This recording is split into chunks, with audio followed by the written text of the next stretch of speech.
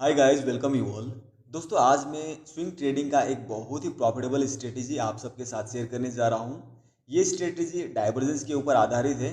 और अगर आपको डाइवर्जेंस के बारे में पूरी जानकारी नहीं है तो सबसे पहले मैं डाइवर्जेंस को ही कम्प्लीटली आपको समझाऊंगा, क्योंकि डाइवर्जेंस एक कंप्लीट केस स्टडी है।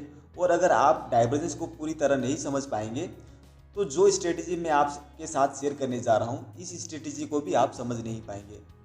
और जो स्ट्रेटेजी आपको बताऊंगा, इसका विनिंग रेट 70 से 80% तक है, जो कि काफ़ी हाई है। और ये स्ट्रेटेजी स्विंग ट्रेडिंग में आपको बहुत अच्छा रिजल्ट देगा। तो इस वीडियो को आप कम्प्लीटली वॉच कीजिए ताकि आप भी इस स्ट्रेटेजी को कम्प्लीटली समझ सके और अपना ट्रेडिंग में इम्प्लीमेंट कर सके।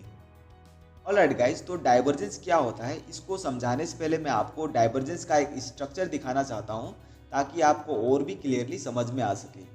तो गाइस, जैसे कि आप देख पा रहे हैं, यहाँ पर मैं एक डाइवर्जेंस का स्ट्रक्चर यहाँ पर बनाया हूँ। तो जैसे कि आप देख पा रहे हैं, ये जो डाइवर्जेंस होता है, डाइवर्जेंस दो प्रकार का होता है। जैसे कि यहाँ पर देख पा रहे हैं आप, एक होता है रेगुलर डाइवर्जेंस और दूसरा होता है हिडन डाइवर्जेंस।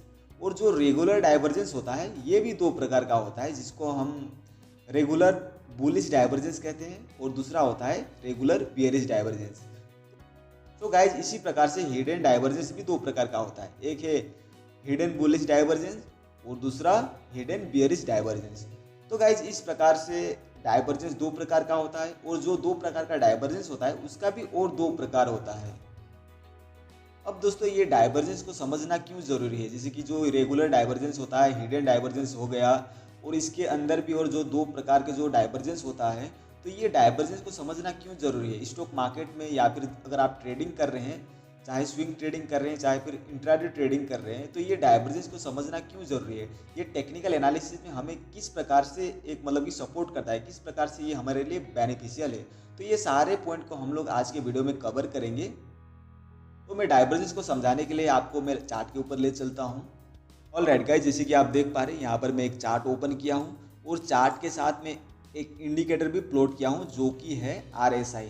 तो गाइस, जो डाइवर्जेंस होता है, डाइवर्जेंस को फाइंड आउट करने के लिए किसी भी स्टॉक में, चाहे स्टॉक हो या फिर इंडेक्स हो, किसी भी स्टॉक या इंडेक्स में डाइवर्जेंस को फाइंड आउट करने के लिए आपको एक ऑसिलेटर की ज़रूरत पड़ेगी। जैसे कि MACD हो गया, ROC हो गया, RSI है, CCI है। तो आप कोई भी एक ऑसिलेटर को यूज़ कर सकते हैं। मैं यहाँ पर RSI का यूज़ किया हूँ। और दोस्तों, अगर आप यहाँ पर अगर आप कैंडलस्टिक चार्ट के जगह अगर आप लाइन चार्ट को यूज़ करेंगे तो अच्छी तरीक़ा से एक डाइवर्जेंस को आप फिगर आउट कर सकते हैं, फाइंड आउट कर सकते हैं। क्योंकि जो लाइन चार्ट होता है, इसमें एक विजिबल जो डाइवर्जेंस होता है वो अच्छा से विजिबल हो पाता है। तो गाइस, जैसे कि आप देख पा रहे हैं, सबसे पहले ये समझते हैं कि डाइवर्जेंस क्या होता है। तो गाइस, जैसे कि मान लीजिए कोई पर्टिकुलर स्टॉक, चाहे कोई भी हो, इंडेक्स हो या स्टॉक, अगर वो डाउन ट्रेंड में है, लेट से सपोज दैट अगर वो डाउन ट्रेंड में है और जो ओसिलेटर है यानी कि जो टेक्निकल इंडिकेटर है वो अप ट्रेंड में जा रहा हो, यानी कहने का मतलब दोनों एक दूसरे के ऑपोजिट में अगर मूव कर रहा हो, तो उस प्रकार के सिनेरियो में जो एक सिनेरियो क्रिएट होता है, इसे ही डाइवर्जेंस कहते हैं।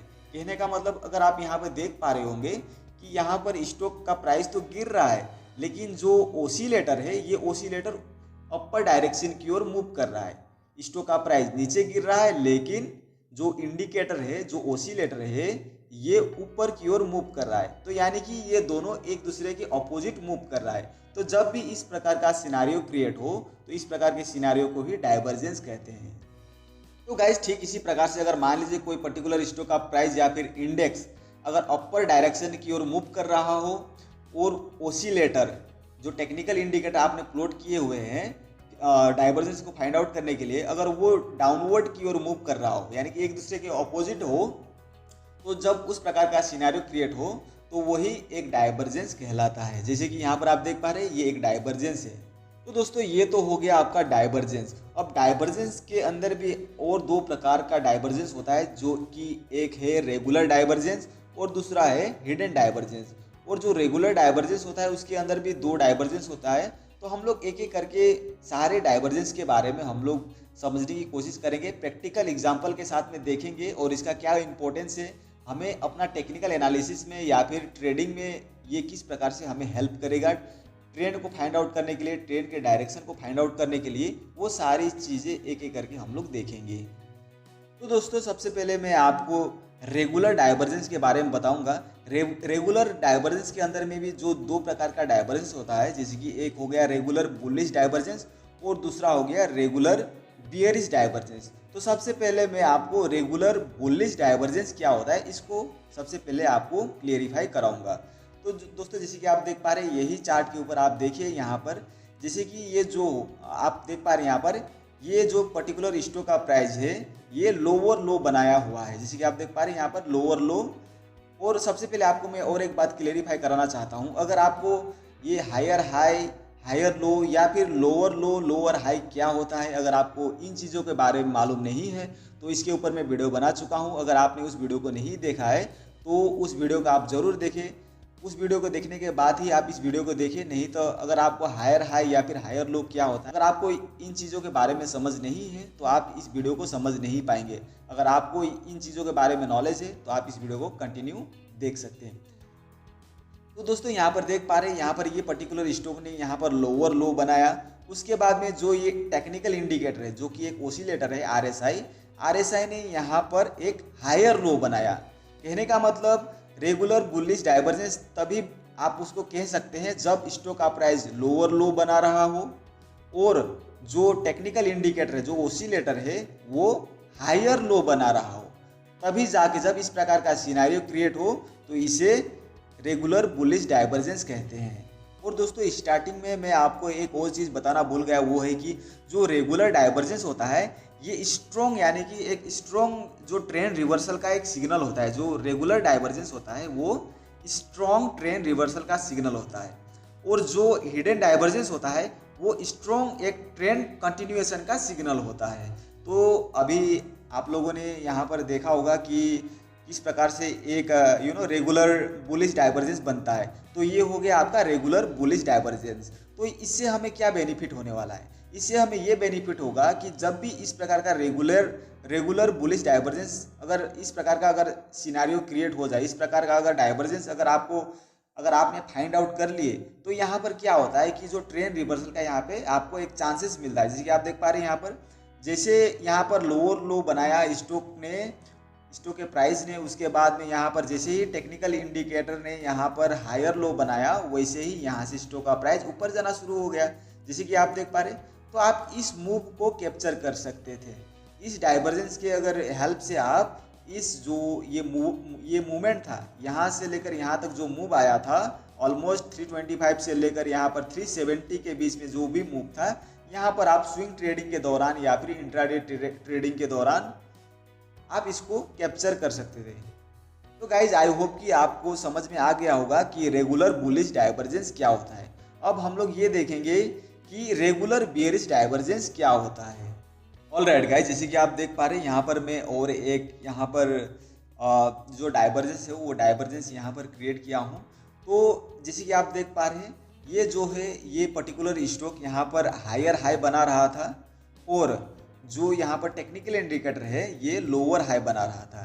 तो मेरा कहने का मतलब ये है कि रेगुलर बियरिश डाइवर्जेंस क्या होता है, जब स्टॉक का प्राइस हायर हाई बना रहा हो और जो टेक्निकल इंडिकेटर है वो लोअर हाई बना रहा हो, तब एक क्या होता है एक रेगुलर बियरिश डाइवर्जेंस बनता है। तो ये एक रेगुलर बियरिश डाइवर्जेंस है। तो रेगुलर बियरिश डाइवर्जेंस कब बनता है, जब स्टॉक का प्राइस हायर हाई बना रहा हो और टेक्निकल इंडिकेटर लोअर हाई बना रहा हो, तब एक रेगुलर बियरिश डाइवर्जेंस बनता है। तो ये एक रेगुलर बियरिश डाइवर्जेंस है। तो गाइस जैसे कि आप देख पा रहे जैसे ही ये डाइवर्जेंस बना उसके बाद में यहाँ से जो प्राइस था वो रिवर्स होकर नीचे गिरना शुरू करा। जैसे आप देख पा रहे यहाँ पर आप देख पा रहे यहाँ से ये गिरना शुरू करा, उसके बाद में यहाँ तक गिर चुका है अभी तक। तो गाइज ये एक ट्रेंड रिवर्सल का एक संकेत होता है। गाइज रेगुलर बियरिश डाइवर्जेंस का फायदा आप कैसे ले सकते हैं, यहाँ पर जैसे कि अगर आप मान लीजिए अगर आपने कोई भी एक पर्टिकुलर स्टॉक में अगर आपने रेगुलर बियरिश डाइवर्जेंस अगर फाइंड आउट कर लिए हैं तो आप वहाँ पर एक शॉर्ट सेलिंग करके आप इंट्राडे ट्रेडिंग के दौरान में आप वहाँ से एक प्रॉफिट जनरेट कर सकते हैं, अच्छा खासा वहाँ पे प्रॉफिट जनरेट कर सकते हैं। जैसे आप देख पा रहे हैं यहाँ पर जैसे ही ये डाइवर्जेंस बना उसके बाद में यहाँ से स्टॉक का प्राइस गिरना शुरू हो गया। और वैसे तो आप स्विंग ट्रेडिंग के दौरान में वैसे तो आप इक्विटी जो केस होता है केस मार्केट में आप कोई भी स्टॉक को कैरी फॉरवर्ड नहीं कर सकते हैं शॉर्ट सेलिंग करके, उसमें आपको बाइंग ही करना पड़ेगा। तो शॉर्ट सेलिंग के लिए आपको इंट्राडे में ही आपको उसको शॉर्ट सेलिंग करना है तो आप वहाँ पर शॉर्ट सेलिंग करके एक अच्छा प्रॉफिट जनरेट कर सकते हैं। तो आई होप कि गाइज आपको ये समझ में आ गया होगा कि रेगुलर बियरिश डाइवर्जेंस क्या होता है। सो गाइज आई होप कि आपको जो रेगुलर डाइवर्जेंस का जो दो पार्ट था, जैसे कि जो रेगुलर बुलिश डाइवर्जेंस और regular bearish divergence, I hope कि आपको दोनों डाइवर्जेंस के बारे में अच्छी तरीक़ा से मालूम चल गया होगा। सो गाइज अब बात करते हैं हिडन डाइवर्जेंस के बारे में। हिडन डाइवर्जेंस का भी दो पार्ट होता है, एक है हिडन बुलिश डाइवर्जेंस और दूसरा है हिडन बियरिश डाइवर्जेंस। अब सबसे पहले देख लेते हैं कि हिडन बुलिश डाइवर्जेंस क्या होता है। तो हिडन बुलिश डाइवर्जेंस कब क्रिएट होता है? तो गाइज जब एक पर्टिकुलर स्टॉक का प्राइस अप ट्रेंड में हो, यानी कि हायर लो बना रहा हो, और जो टेक्निकल इंडिकेटर है, टेक्निकल इंडिकेटर लोअर लो बना रहा हो, तो इस प्रकार के सिनेरियो जब क्रिएट हो जाए तो इस प्रकार का ही सिनेरियो को एक हिडन बुलिश डाइवर्जेंस कहते हैं। जैसे कि आप देख पा रहे हैं यहाँ पर स्टॉक का प्राइस ने यहाँ पर हायर लो बनाया, उसके बाद में जो टेक्निकल इंडिकेटर है, टेक्निकल इंडिकेटर यहाँ पर लोअर लो बनाया। तो जब भी इस प्रकार का सिनेरियो क्रिएट हो तो इसे ही हिडन बुलिश डाइवर्जेंस कहते हैं। तो ये भी एक ये ट्रेंड कंटिन्यूएशन का एक सिग्नल होता है कि ये जो अप ट्रेंड था, तो ये तो अप ट्रेंड में था, स्टॉक तो अप ट्रेंड में था ना, तो यहाँ से स्टॉक का प्राइस गिरना शुरू करा, लेकिन ये एक्चुअल जो यहाँ पर डाउनवर्ड मूव था, ये एक्चुअल मूव नहीं था, क्योंकि ये क्या होता है कि ये ट्रेंड कंटिन्यूएशन का एक सिग्नल होता है। जो हिडन डाइवर्जेंस होता है ये एक स्ट्रॉन्ग ट्रेंड कंटिन्यूएशन का सिग्नल होता है। तो जैसे कि आप देख पा रहे हैं यहाँ पर हायर लो क्रिएट हुआ, यहाँ पर लोअर लो बना, तो इससे हमें ये पता चलता है कि स्टॉक का जो मूवमेंट था, जो कंटिन्यूएशन था अप ट्रेंड का, वो यहाँ से मूव करना फिर शुरू करा, यानी कि जो नीचे गिर रहा था तो वो एक्चुअल मूव नहीं था, वो एक फेक मूव था। तो इस प्रकार से आप जो हिडन बुलिश डाइवर्जेंस होता है इसका प्रयोग करके, इसका उपयोग करके, या फिर जब भी आपको इस प्रकार का डाइवर्जेंस अगर आपको स्टॉक में देखने को मिले तो आपको वहाँ पर अगर मतलब कि एक अच्छा खासा आप वहाँ पर अपना ट्रेंड को कंटिन्यू रख पाएंगे। यानी कि अगर मान लीजिए आपने इस पर्टिकुलर स्टॉक में अगर आपको बाइंग करना है, या फिर अगर आपने बाइंग पोजीशन लिए हैं तो आप उसको कंटिन्यू रख सकते हैं, क्योंकि ये जो डाउनवर्ड मूव था ये एक फेक मूव था। या फिर आप यहाँ पर भी एंट्री ले सकते थे, यहाँ पर एंट्री लेके ये जो यहाँ इसके बाद में जो मूवमेंट आने वाला होगा तो उसको आप कैप्चर कर पाएंगे। तो गाइज इस प्रकार से जो हिडन बुलिश डाइवर्जेंस होता है, इस प्रकार से आप इसका बेनिफिट ले सकते हैं।